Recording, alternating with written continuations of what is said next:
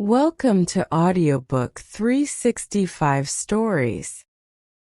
It's quite sad to start a new story about Ruby with her getting into trouble right away, but I have to tell you about it.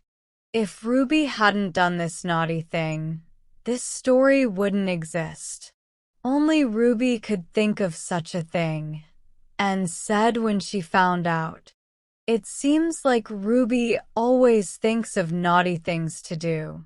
Ruby has been having a lot of mischievous moments lately, as Nora calls them. Maybe it's because Ruby has been left alone more than ever before. Mommy is sick, so Ruby can only go into her room when she's very quiet and careful not to disturb her. Mommy doesn't know much about what Ruby does all day because she spends most of her time playing.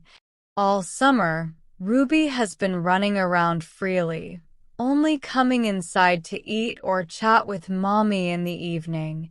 But Ruby rarely tells Mommy about the things she does that Mommy wouldn't like. When Ruby visits Ruthie at Mrs. Warren's house, Mrs. Warren tries to make Ruby behave like her own daughter. But it's hard to control Ruby, who is impulsive and quick-tempered. Mrs. Warren often sighs, thinking how upset Ruby's mommy would be if she knew how naughty Ruby was without her around. Ruby's dad is busy with his patients. When he's home, he spends most of his time with Mommy in her room, so he doesn't know how much Ruby needs someone to watch over her and keep her out of trouble. Anne tried her best to look after Ruby, but she had a lot more work than usual. She didn't have much time to keep an eye on Ruby. Plus, Ruby didn't listen to Anne unless Anne threatened to tell Dr. Harper if Ruby misbehaved, and didn't like to complain about Ruby if she could avoid it. So, Ruby had a good chance to be as naughty as she wanted. Every day, it seemed like she thought of more mischievous things to do than ever before. Ruby was having a nice time by herself this afternoon. It would have been nicer to have Ruthie with her, but Mrs. Warren didn't want Ruthie to go to Mrs. Harper's house anymore. Ruthie could be trusted to not get into trouble alone, but sometimes she joined Ruby's mischief when Ruby persuaded her. Some workers had been building a new henhouse near the stable, and Ruby used the leftover boards to make a playhouse. With Anne's help, she leaned the boards against an old tree branch to make a tent-shaped house. She thought it was great fun to play there. Ruby's favorite story was the Swiss Family Robinson. She thought it would be wonderful to be stranded on a desert island. Since she didn't see any chance of that happening, she decided to live in her little house instead of going home, except to see her mother. She was sure her family wouldn't approve of this plan, so she didn't tell them. She wanted to try it out without being told not to. One day, when she knew and was busy with her mother, Ruby went to the attic and brought down blankets and a pillow. She took them to her little house in the yard and hid them. Just as she finished hiding them, she heard her father's buggy arriving. She was afraid he would see what she had taken and not approve of her plan to spend the night in her playhouse alone. So, she quickly went to greet him, held his hand, and walked with him to the house. Then she hurried back to her play. After dinner, when Nora wasn't in the kitchen, Ruby took some food to her little house. She wanted to pretend to be like the Swiss Family Robinson, so she brought biscuits and cookies, even though they're not what people usually eat when they're shipwrecked. She thought it was better to have them just in case there were no coconuts or breadfruit trees nearby. She filled her apron with the yummy cookies and had just made, along with some biscuits from the stone jar. Then she spotted a little pastry turnover she was sure and had made for her, so she added that to her collection. Ruby imagined her little house looked just like a tent on a desert island as she sat inside and looked around. Of course, real castaways wouldn't have such a cozy shelter or fresh cookies, but Ruby was happy with what she had. She thought spending the night alone there would be great fun. She closed her eyes and pretended to hear waves crashing and monkeys chattering in the trees. She wished Ruthie could join her. It would be much nicer to have company, but she realized it was probably for the best that Ruthie couldn't come. Ruthie might be scared to sleep outside and want to go back home just when things got interesting. Ruby wasn't scared at all. She thought sneaking out of the house after bedtime would be easy. She didn't know that her father always checked on her before he went to bed, and sometimes even earlier in the evening.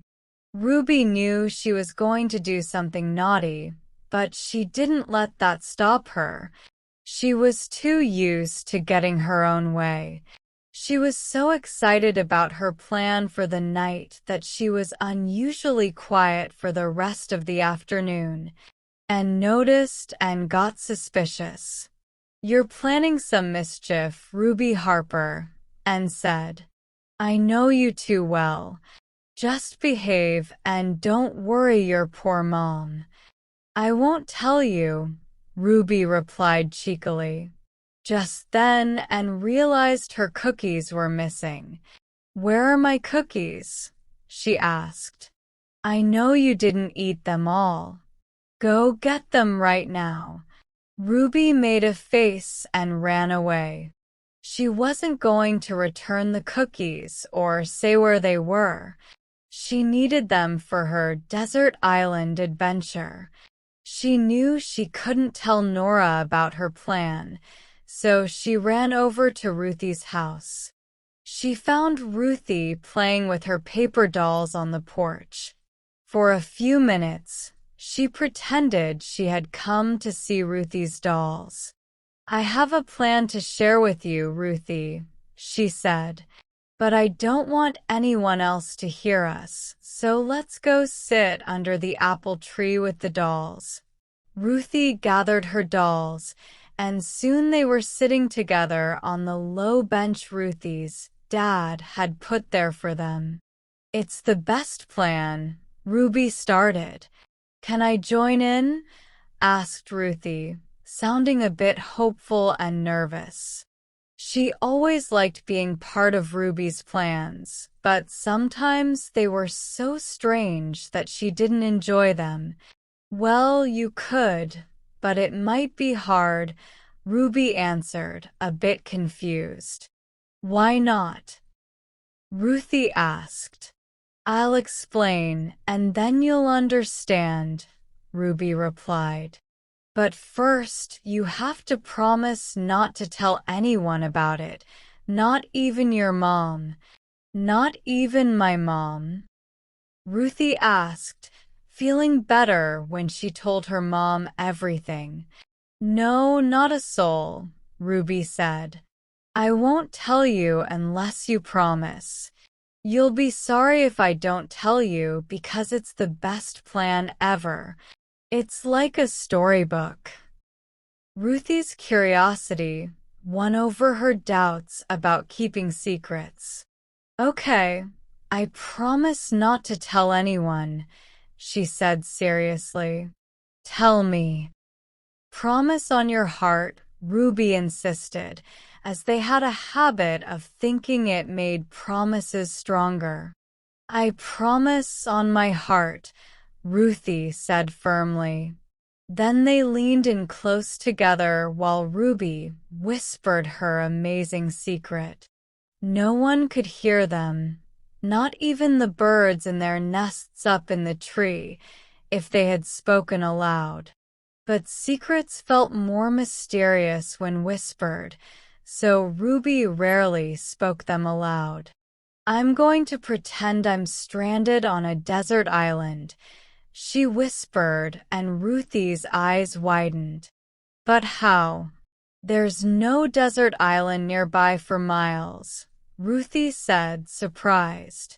Oh, you don't get it, Ruby said impatiently. I mean, I'll pretend. Down by the barn will be our desert island, and my little house made of boards will be my hut. I'm going to sleep there alone tonight, and I've got supplies ready. But will you stay out there alone when it's dark? Ruthie asked, feeling relieved she wasn't part of this plan. She knew she wouldn't dare to do it, no matter how much Ruby wanted her to join.